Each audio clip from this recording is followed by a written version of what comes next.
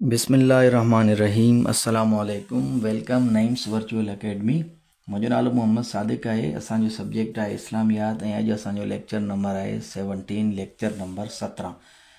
पांजे इन लेक्चर के अंदर अस इस्लाम जा बुनियादी अकीदा उन्हनि जे मुतलिक़ पढ़ंदासीं। यानी इस्लाम उहे सवाल जेके टेस्टुनि जे अंदर बार बार इस्लाम के बुनियादी अकीदनि जे मुतलिक़ पुछा वेंदा आहिनि। उन्हनि समूरनि सवालनि के पंहिंजे इन लेक्चर के अंदर कवर करण जी असां कोशिश कंदासीं। सब खां पहिरियों इस्लाम जी लुग़वी माना। त इस्लाम जी जेका लुग़वी माना है उहा गर्दन झुकाइण,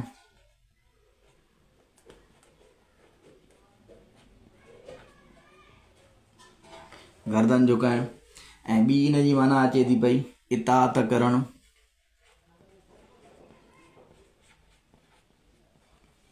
ऐं टी इन जी माना अचे थी पई सलामती में अचणु।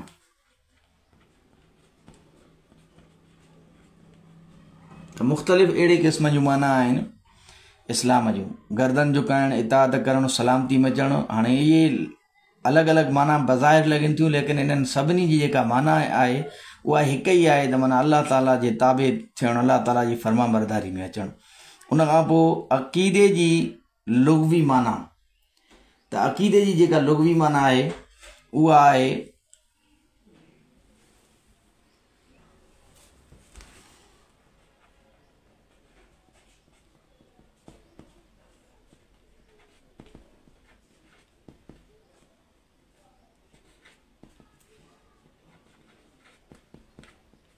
अक़ीदे जी लुग़वी माना आहे ॻंढ में बदल शइ। अक़ीदो लफ़्ज़ वरतल आहे कंहिं मां अक़द मां। इहो बि सवाल ईंदो आहे त अक़ीदो कहिड़े लफ़्ज़ मां वरतल आहे, कहिड़े लफ़्ज़ मां ठहियल आहे। त इहो जेको आहे अक़द मां वरतल आहे। इस्लाम जा बुनियादी अक़ीदा केतिरा आहिनि? इस्लाम जा बुनियादी अक़ीदा 7 आहिनि, जंहिंजो ज़िक्र असां ईमान मुफ़स्सल जे अंदरि कयूं था पिया। हाणे ईमान मुफ़स्सल ऐं ईमान मुजमल। ईमान मुजमल जो मतिलबु छा आहे? ईमान मुजमल जो मतिलबु आहे द बिलीव्स इन ब्रीफ।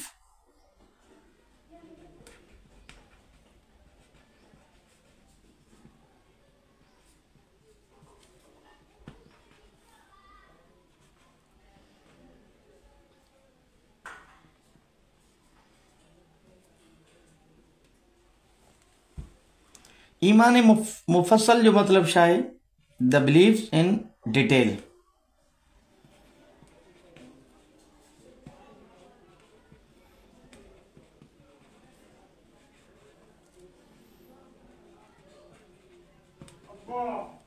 तफ़सील सां उनजो ज़िक्र हूंदो आहे।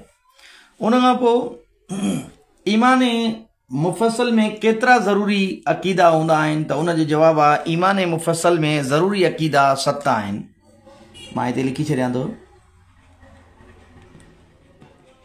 ईमान मुफ़स्सल में ज़रूरी अक़ीदा, ईमान मुफ़स्सल में ज़रूरी अक़ीदा 7 आहिनि। ईमान मुफ़स्सल में पहिरियों अक़ीदो कहिड़ो आहे? अल्लाह ताला ते ईमान आणणु।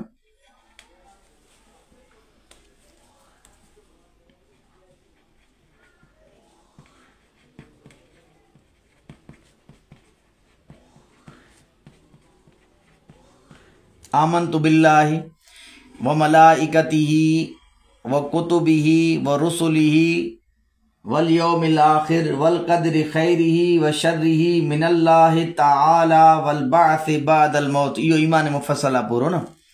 त उन में ईमान मुफ़स्सल में पहिरियों अक़ीदो कहिड़ो आहे? अल्लाह ताला ते ईमान आणणु। ईमान मुफ़स्सल में ॿियो अक़ीदो कहिड़ो आहे? फ़रिश्तनि ते ईमान आणणु।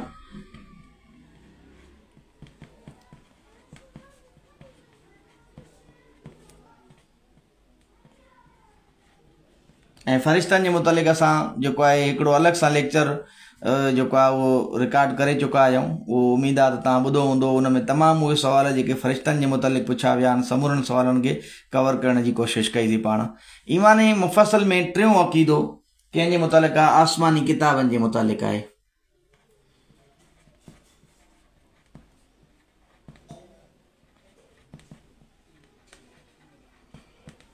ईमान मुफ़स्सल में चौथों अक़ीदो कंहिंजे मुतलिक़ आहे? रसूलनि जे मुतालिक़ आहे। यानी रसूलनि ते ईमान आणणु। आसमानी किताबनि ते ईमान आणणु, रसूलनि ते ईमान आणणु। पंजो अक़ीदो क़यामत जे ॾींहं ते ईमान आणणु।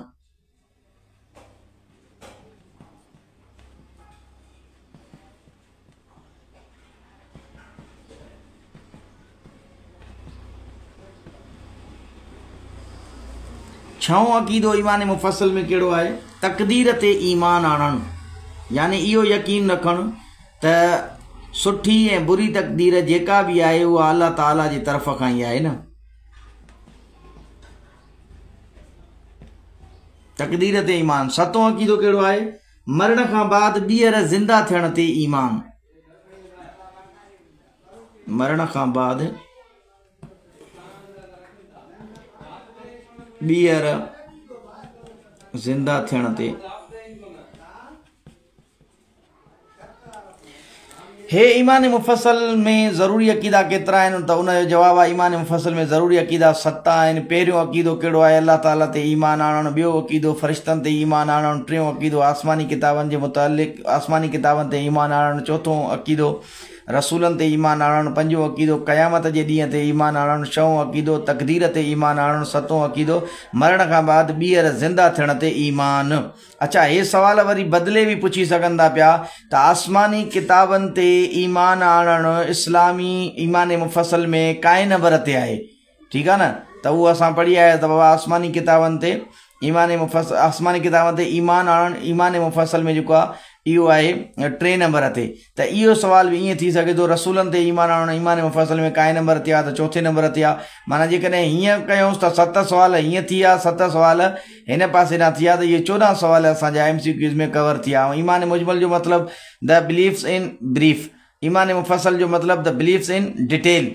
ऐं इस्लाम जा बुनियादी अक़ीदा केतिरा आहिनि? 7। हिते मां तव्हांखे वज़ाहत इहा कंदो हलां त सवाल इहो ईंदो आहे, पोइ असां बग़ैर सोचे सम्झे जेको आहे 5 जेको आहे, छो त 5 ते टिक कंदा आहियूं। हालांकि 5 जेके आहिनि इस्लाम जा बुनियादी अक़ीदा न आहिनि, बल्कि उहे 5 जेके आहिनि इस्लाम जा बुनियादी पिलर आहिनि, सुतून आहिनि न उहे, जंहिंमें शहादतैन आहे यानी तौहीद ऐं रिसालत जी गवाही ॾियणु, नमाज़, रोज़ो, हज, ज़कात वग़ैरह।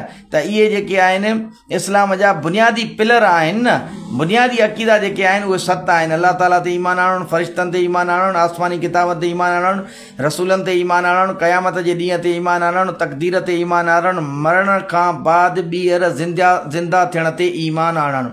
उन खां पोइ सवाल ईंदो आहे त तौहीद जी लुग़वी माना छा आहे? त तौहीद जी लुग़वी माना आहे हिकु मञणु। तौहीद जी लुग़वी माना आहे हिकु मञणु। उन खां पोइ तौहीद जूं क़िस्मूं केतिरियूं आहिनि? इहो बि सवाल ईंदो आहे, त उन जो जवाबु आहे तौहीद जूं 3 क़िस्मूं आहिनि। उहे 3 कहिड़ियूं कहिड़ियूं आहिनि? उहे 3 ई क़िस्मूं आहिनि। नंबर 1 तौहीद फ़िज़ात।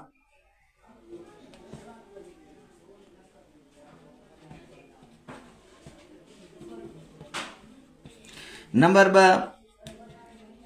तौहीद फ़िस्सिफ़ात। नंबर 3 तौहीद फ़िल अफ़आल। तौहीद जूं क़िस्मूं जेकॾहिं पुछियूं वञनि त उन जो जवाबु छा आहे? उन जूं 3 क़िस्मूं आहिनि। उहे कहिड़ियूं कहिड़ियूं आहिनि? तौहीद फ़िज़ात, तौहीद फ़िस्सिफ़ात ऐं तौहीद फ़िल अफ़आल। उन खां पोइ सवाल ईंदो आहे त what is the opposite of Tawhid? तौहीद जो ज़िद छा आहे? त तौहीद जो जेको ज़िद आहे उहो आहे शिर्क, ऐं इहा बुरी शइ आहे। इन करे मां हिनखे ॻाढ़ी पेन सां लिखां थो न, ख़तरे वारी शइ आहे। शिर्क जी माना जेका आहे उहा आहे पार्टनरशिप। हाणे शिर्क जूं क़िस्मूं केतिरियूं आहिनि? त उन जो सवाल आहे शिर्क जूं 3 क़िस्मूं आहिनि। तौहीद जूं बि 3 क़िस्मूं, शिर्क जूं बि 3 क़िस्मूं। उहे कहिड़ियूं कहिड़ियूं आहिनि? उहे असां हेॾे पढ़ूं था। शिर्क फ़िज़ात,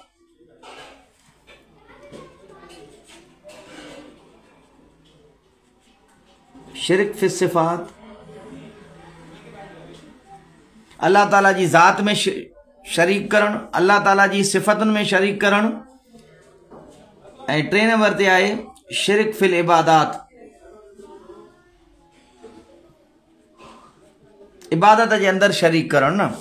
उन खां पोइ सवाल आहे त रिसालत जी लुग़वी माना। इहो बि सवाल पुछियो वेंदो आहे त रिसालत जी लुग़वी माना आहे पैगाम पहुचाइणु।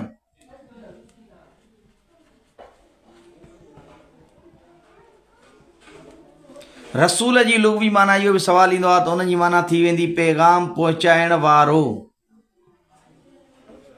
The messenger.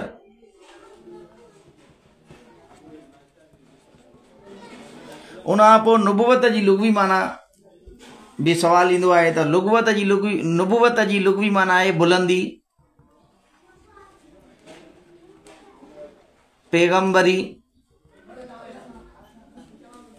ऐं ख़बर ॾियणु। इहे टई माना जेको आहिनि नुबुवत जी लुग़वी माना आहिनि। नबीअ जी लुग़वी माना छा आहे? ख़बर ॾियण वारो। ख़बर ॾियण वारो या नबीअ जी लुग़वी माना आहे। इस्तिलाही माना नबीअ जी ऐं रसूल जी छा माना थींदी? इस्तिलाही त अल्लाह ताला जे तरफ़ खां पैगाम ॾियण वारो मख़लूक खे, अल्लाह ताला जे तरफ़ खां मख़लूक खे, इंसाननि खे ख़बर ॾियण वारो। उन खां पोइ सवाल ईंदो आहे त इस्लाम जो पहिरियों बुनियादी सुतून जेको आहे उहो कहिड़ो आहे? त इस्लाम जो पहिरियों बुनियादी जेको सुतून आहे उहो आहे शहादतैन, यानी अशहदु अल्ला इलाहा इल्लल्लाहु व अशहदु अन्न मुहम्मद रसूलुल्लाह। अल्लाह ताला जी ज़ात ते बि ईमान आणणु ऐं रसूलुल्लाह सल्लल्लाहु अलैहि वसल्लम जी ज़ात ते बि ईमान आणणु। उनखे असां तौहीद ऐं रिसालत सां बि ताबीर करे सघूं था पिया। तौहीद ऐं रिसालत ते जेको आहे ईमान आणणु, इन्हनि जी गवाही ॾियणु।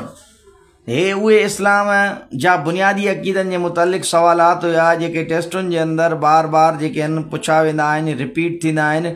उन्हनि समूरनि सवालनि खे असां पंहिंजे हिन हिकिड़े ई लेक्चर जे अंदरि कवर करण जी कोशिशि कई।